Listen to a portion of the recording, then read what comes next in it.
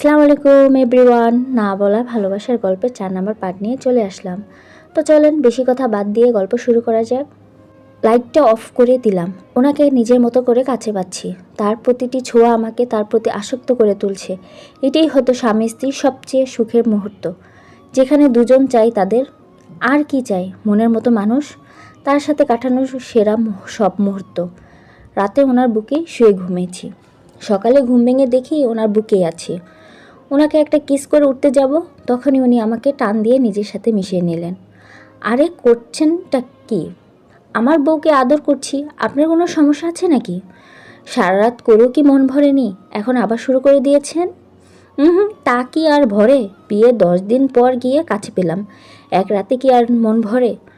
10 দিন পরে পেলে কি হয়েছে, সারা জনম তো করতেই পারবেন বলে ওনার মুখে কিস দিতে শুরু করলাম। ওনাকে চুমু খেতে ভালোই লাগছে, মনটা চায় এভাবে সারাক্ষণ শুয়ে থাকি ওনার সাথে। হ্যাঁ, তাই তো সহজে ছাড়া পাচ্ছ। আচ্ছা, আমার তো কাজ আছে তাই না? আম্মুকে হেল্প করতে হবে না? কপালে চুমু খেলাম। যাও, আর নাস্তা শেষে তৈরি থাকো। কেন? ওমা, ভুলে গেলে নাকি? নিজেকে খুবই বুদ্ধিমতী ভাবো রাতের কথা, সকালে ভুলে গেলে? কিসের কথা বলছে আমি বুঝছি না। আপনি রাতে যে পরিমাণ আদর ভালোবাসা দিয়েছেন, এতে কি দুনিয়ার কথা মনে থাকে? ওমা, তাই বুঝি? তাই। আচ্ছা, এখন যাও নাস্তা রেডি করো, রুম থেকে বেরোতে যাব তখনই। ওই, মাথায় কি কিছু আছে তোমার? কি, ফ্রেশ হয়েছে তুমি? না, গোসলটা করবে কে শুনি? কিছু তো শিখো নাই জীবনে, শুধু ফাঁকিবাজি করেছো। আর আমাকে বলে উনি আমি নাকি ফাঁকিবাজি করছি। ইস রে, আপনি করছেন তো? আমি করেছি, নামাজও পড়েছি। আর হ্যাঁ, আজ নামাজ পড়ো নাই কিছু বলিনি। পরের ওয়াক্ত থেকে এক ওয়াক্ত নামাজ মিস হবে তো মাথা তুলে আছাড় মারবো। একটু রাগীভাবে বললেন। তবে ওনার এই কথাটা খারাপ লাগেনি, কারণ হয়তো উনি ভালো কথা বলেছেন বলে। নাস্তা শেষে তৈরি হতে আসছি, এসে দেখি উনি নেই, হয়তো কোথাও বেরিয়েছেন। মুরগিওয়ালা মুরগি দেখতে গেছেন। বাবা আমারে শেষে মেশে মুরগিওয়ালার কাছে বিয়ে দিলেন? হ্যাঁ হ্যাঁ, তবে মুরগিওয়ালা হলে কি হয়েছে, আমারই তো উনি। বাবার চয়েস আছে বলতে হবে। শাড়ি পরতে পারি, তবে অতটাও না, শাড়ি পরার চেষ্টা করতেছি। এমন সময় উনি রুমে আসলেন। কি গো মুরগিওয়ালা, কোথায় গিয়েছিলেন? আমার যে বুকে ওড়না বা কাপড় নেই, শুধু ব্লাউজ আছে, সেদিকে এতটা বিদ্রুপ করলাম না। উনি রুমে ঢুকে আগে দরজাটা অফ করে দিলেন। দরজার সামনে দাঁড়িয়ে আমার দিকে নেশাক্ত নয়নে তাকিয়ে আছেন। কি হলো, এমনভাবে রোবটের মতো দাঁড়িয়ে আছেন কেন? হ্যাঁ, ব্যাটার হুঁশ ফিরল। দরজাটা লক করে নিল কেন? বাসায় কি আপনি ছাড়া অন্য কোনো পুরুষ আছে? আমি তো আছি। উনি আমার কাছে আসলেন। তাতে কি হয়েছে? আমি যে তোমার এমনভাবে দেখতেছি, এতে তোমার লজ্জা করছে না? হ্যাঁ, লজ্জা তো কাল রাতেই আপনি আমার কেড়ে নিয়েছেন। না, কেড়ে নেননি, আমি ঝেড়ে ফেলে দিয়েছি। অন্তত এই রুমের ভিতর আমার কোনো লজ্জা নেই। আর আপনি দেখছেন তো কি হয়েছে, আমি তো আপনারই। কথাটাগুলো সাধারণভাবেই বললাম, তাই নাকি? তা এখন দাঁড়িয়ে না থেকে আমার হেল্প করেন বলে ওনার হাতে শাড়ির আঁচলটা ধরিয়ে দিলাম। উপস, তুমি তো দেখি আমাকে নর্মাল থাকতেই দেবে না। থাকতে বলেছি কে শুনি? সেটাই তো। তো এখন এতটা অননর্মাল হওয়ার কাহিনী কি শুনি? হোমা, তুমি বুঝো না, রাতে তো অন্ধকারে তোমার সৌন্দর্য কিছুই দেখিনি, এখন কি দেখছেন? হুট করে ওনাকে একটা কিস করতে মন চাইলো। মন যা চায় তা কি না করে পারা যায়? ব্যাস দিয়ে দিলাম একটা কিস। কিন্তু উনি বোধহয় একটাতে খুশি হননি, যার ফলে আমাকে টেনে ধরে ঠোঁটের স্বাদ নিতে লাগলেন। ইস, লোকটা যতই কাছে আসে ততই অনুভূতি কাজ করে। ইচ্ছে করে ওনাকে আমার সাথে মিশিয়ে নিই। হৃদস্পন্দনে বেড়ে গেছে আমার, ধুকবুক ধুকবুক করে শব্দ করছে আমার বুকে। ঠাঁই দিয়েছে মন তাকে আমার মনের রাজ্যে, সিংহাসনে। কি করলেন এটা? কি করছি? আঁচলটা ফেলে দিলেন কেন? তো কি করব, হুঁশ ছিল নাকি? হুঁশ কোথায় যায় শুনি? বউ যদি এতটা কাছে এসে আদর দেয় আবার বেশে, তাহলে কি কারো মাথা ঠিক থাকে? তাই বলে এমন করবেন? জানেন আমার কত কষ্ট হয়েছে কুচিগুলো ঠিক করতে। এখন আপনি আঁচলটা ছেড়ে দিয়ে কুচিগুলো নষ্ট হয়ে গেল। এই যে মিস, কার সাথে বিয়ে হয়েছে আপনি? কার সাথে আবার? একটা মুরগিওয়ালার সাথে। মুরগিওয়ালা বল বা না কিন্তু, আর মুরগিওয়ালা হলো সে নিজের বউকে কাজে হেল্প করবে বলে। ওমা তাই বুঝি, তো শুনি কি কি শিখেছে। শাড়ি পরানো শিখেছে, আপাতত এটাই জেনে রাখো। তো পরে দিন। হ্যাঁ তা তো অবশ্যই, আমি তো ভাবছি তোমাকে শাড়ি পরানোর জন্য হলো প্রতি মাসে একবার হাত ভাঙবো। কার? কেন তোমার?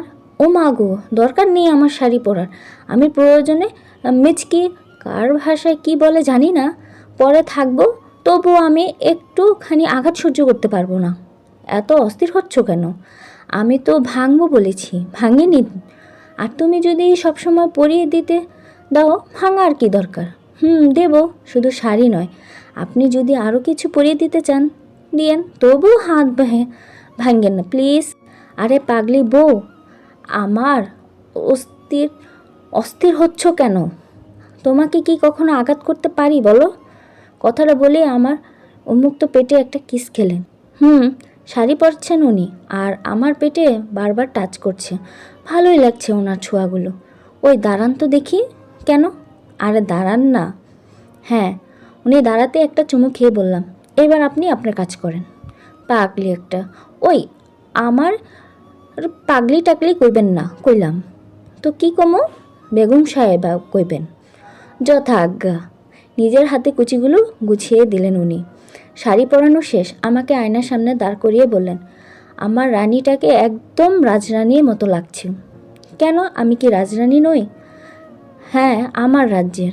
অনেক সুন্দর হয়েছে। কোথা থেকে কি শিখেছেন? ইউটিউব দেখে। তার মানে আপনি ইউটিউবে ওই মেয়েগুলো উন্মুক্ত পেট দিকে তাকিয়েছেন? মেয়ে নয়, পুতুল ছিল। রাখছো কেন তুমি? সে যাই হোক, তাকাবেন কেন? আপনি শুধু আমার দিকে তাকাবেন। ওকে, সরি, আমার ভুল হয়ে গেছে। এখন তুমি বোরকাটা পরে তৈরি হয়ে নাও, আমি ওয়েট করছি। ওই শুনুন। বলো। আপনার না বাইক আছে? আছে তো, বাইকে যাব। আম্মু আর আপুকে বলে বেরিয়েছি। ওনার বাইকের পেছনে বসে আছি, খুব সাবধানে বাইক চালাচ্ছে। ভাবছিলাম বউকে বাইকের পেছনে বসিয়ে হিরো বাস্তি দেখাবেন। না, দায়িত্ববোধ কথা আছে তার মাঝে। খুব শখ ছিল বরের বাইকের পিছনে চড়া, তাও পূরণ হলো। ওনাকে আষ্টে পিষ্টে জড়িয়ে ধরতে ইচ্ছে করছে, কিন্তু এখন ধরা যাবে? দিনের বেলা রাস্তা মানুষজন বাজে মন্তব্য করতে পারে। বাবার বাড়ির সামনে এসে দাঁড়াতে আমি অবাক। মা বাড়ির দরজার পানে চেয়ে আছেন, আমি তার সামনে দাঁড়াতেই জড়িয়ে ধরলেন। সালাম দেওয়ার সুযোগ দিলেন না। মায়ের চোখে বেড়ে অশ্রু ঝরে পড়ছে। আচ্ছা, মায়েরা কি এমনই? সন্তানকে কাছে পেলে এরা কোনো আনন্দ উৎফুল্লে কেঁদে ওঠে? মায়ের দুঃখে কাঁদে এমন নয়, মায়েরা অতি সুখেও কাঁদে। বাড়ির সবার সাথে প্রাথমিক সাক্ষাৎ করলাম। শুনেছি স্বামীর বাড়ি থেকে মেয়েরা বাবার বাড়ি আসলে সবার সাথে দেখা করে সালাম করতে হয়, না হলে লোকে যা তা বলে। তাই আমিও করলাম, সাথে আমার বরটাও ছিল। সবার সাথে খুব হাসি মুখে কথা বললেও ওনার যত্নে কোনো ত্রুটি রাখছেন না মা। এটাকেই বোধহয় জামাই আদর বলে। নাস্তা শেষে বসে আছি বাড়ি উঠানটায়, গাছের ছায়া। অনেকেই আছে। আমার যেটা তো বোন রিনি, যার সাথে দেখি ওনার ভালোই জমে উঠেছে। বয়স একটু ছোট আমার রিনি, দুজন একই সাথে পড়ালেখা করেছি। বোন কম, বন্ধু বেশি। সে কি ব্যাপার, শালি দুলা ভাই বেশ জমেছে দেখি। তা যদি আর বলতি। কি আর বলবো, জ্বলছে নাকি রে? আমার জ্বলবে কেন? উনি দেখি মুচকি হাসছে। দাঁড়ান, আপনার হাসা আমি বের করছি। এই যে, আমি কিন্তু এখনো আমার শালার খোঁজ পাইনি। ও হয়তো কোথাও গেছে। তাইলে বলে এতক্ষণ লাগে আসতে? তার বলতে মনে হয় না সন্ধ্যার আগে বাসায় ফিরবে। কেন? শুনেছি ওর নাকি আজ কিসের একটা ম্যাচ আছে, ওটা খেলতে গেছে। রান্নাঘরে মায়ের কাছে আসলাম। বাহ, ভালোই তো, জামাইয়ের জন্য আয়োজন করছো দেখছি। আগে থেকে জানতে নাকি? কাল রাতেই বলেছিল জামাই। কি বলেছিল শুনি? বলল তোর নাকি মন খারাপ, তাই তোকে নিয়ে এখানে থেকে ঘুরে যাবে। আপনাদের সাথে কথা বলেছে, আমাকে একবারও জানাওনি? তুই জেনে কি করবি? আর তুই কি এখনও আগের মতো উল্টাপাল্টা বকিস শ্বশুরবাড়িতে? বকলো কি হয়েছে? যে পরিবারে বিয়ে দিয়েছ। কেন, ওরা কি খারাপ? আম্মুর মনটা মনিল হওয়ার কথা, কারণ যদি বাবা মা জানতে পারে বিয়ের পর তাদের মেয়ের জামাইয়ের বাড়িতে সুখে নেই, তাহলে তাদের জীবনটা বৃথা মনে করবে তারা। আরে না, একদম পারফেক্ট, ঠিক তোমার মতন একটা শাশুড়ি পাইছি। আলহামদুলিল্লাহ। জানিস মা, প্রতিটি মারাই চায় তার মেয়ে যেন ঠিক মতন যেন একটা শাশুড়ি পায়। ঠিক তোমার মতন মায়ের মতো শাশুড়ি পেয়েছিস, তাই মায়ের মতন যা সেবা যত্ন করবি। আর শোন, শাশুড়ি কিন্তু মায়ের মতনই শাসন করবে, আবার ভালোবাসবে, তাই কখনো মন খারাপ করবি না। ওকে মা, ডাল রান্না করছো? না, কেন বলতো? তোমার জামাই ডাল ছাড়া ভাত নামেই না। কি ডাল খায় ও? মসুর ডাল। রিনির বড় ভাইয়ের সাথে দাঁড়িয়ে কথা বলছি। উনি আমাকে খুব পছন্দ করতেন, ভালোবাসতেন, আমাকে কয়েকবার জানিয়েছেন, কিন্তু আমি না করে দিয়েছি। যদি ওনাকে নিষেধ না করতাম তাহলে আমার গল্পটা অন্যরকম হলেও হতো। সব সময়ও তো বড় ভাই মেনেছি। রুদ্র ভাইয়ের সাথে কথা বলার সময় একটু হেসে কথা বলছি। উনি নাকি নতুন প্রেমিক জুটিয়েছেন। খুব হাসি পেল ওনার কিছু কথা শুনে। উনি নাকি মেয়েটাকে হাতের আঙুলের উপর নাচাচ্ছে। দুপুরে খেতে বসেছি। আমার বরটার মন খারাপ মনে হচ্ছে, কিন্তু কেন? খাওয়া শেষে রুমে আসলাম আমরা। উনি আগেই এসে শুয়ে আছেন। ওনার বুকে শুয়ে বলে উঠলাম, কি গো, আমার রুমটা কেমন লাগলো? ভালোই। শুধু কি ভালো, তো আর কি? রাগের আভাস পেলাম তার কথায়। কি হয়েছে আপনার? আমি ওনার বুকে থেকে মাথাটা তুলে, কি হবে আমার? যা হওয়ার তোমার হয়েছে। মানুষদের সাথে খুব ভালো আছো। কোনো কথা না বলে হুট করে ওনাকে একটা চুমু খেলাম ওনার গালে। দেখলাম কোনো পরিবর্তন নেই। এবার জোরে ঠোঁটের উপর হামলা করলাম। ভালোই লাগলো ওনাকে ছুঁয়ে। ইচ্ছে করছে মিশে যেতে। ভালোই তো রাগ ভাঙানোর রেসিপি শিখেছ দেখছি। হ্যাঁ, আপনার থেকেই শেখা। এখন বলুন, রাগ করার কারণটা কি? আমি অধিকার ভাব নিয়ে। রুদ্রের সাথে কিসের এত কথা, তাও এতটা হেসে? ও ও এখন বুঝলাম ওনার মুড অফ থাকার কাহিনী। আরে ভাইয়ার সাথে কথা বললে সমস্যা কি? ভাইয়া তো ঠিক আছে, বাট সে তো পছন্দ করতো, তা নয়, আবার ভালোবাসতো। তা ঠিক, কিন্তু আপনি জানলেন কি করে? জেনেছি আমি কোনো এক মাধ্যমে। বলুন বলুন। দেখো অনু, তুমি যদি কারোর সাথে এমন করে কথা কিংবা মিশো তাহলে আমি সহ্য করতে পারি না। ওনার কথাটা আমাকে স্বস্তি দিচ্ছে, কারণ উনি আমাকে ভালোবাসে বলে এমনটা হয়। হ্যাঁ বুঝলাম, নেক্সট টাইম আর হবে না বলে ওনাকে চুমু খেলাম। মনে থাকে যেন। থাকবে। এখন আমার চাই। কি? আপনাকে? বলে তার জামায় হাত দিলাম। তাই বলে উনি আমাকে শুয়ে দিলেন, ভালোবাসার পরশে জড়িয়ে দিলেন।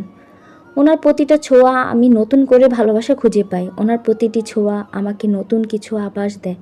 ইচ্ছে করে ওনারতেই মিশে থাকতে সব সময়। আফসোস, তা কি আর হয়? বিকেলে অনেক ফেরার পরে শালা দুলাভাই যে বেরিয়েছে, ফিরে আসার কোনো খবরই নেই। চোখে হারায় তাকে।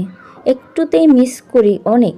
অল্প কয়েকদিনে অনেকটাই ভালোবেসে ফেলেছি তাকে। ওনারা বাড়ি ফিরতেই আমার চোখ তো চড়ক গাছ। এই কি অবস্থাটা? কি করলো তারা? আজকের গল্পের এই পর্যন্ত শেষ হয়ে গেল। পরবর্তী পার্ট পেতে অবশ্যই আমাদের আশিক ভাই ইউটিউব চ্যানেল সাবস্ক্রাইব করে দিয়ে রাখবেন। ধন্যবাদ। আসসালামু আলাইকুম।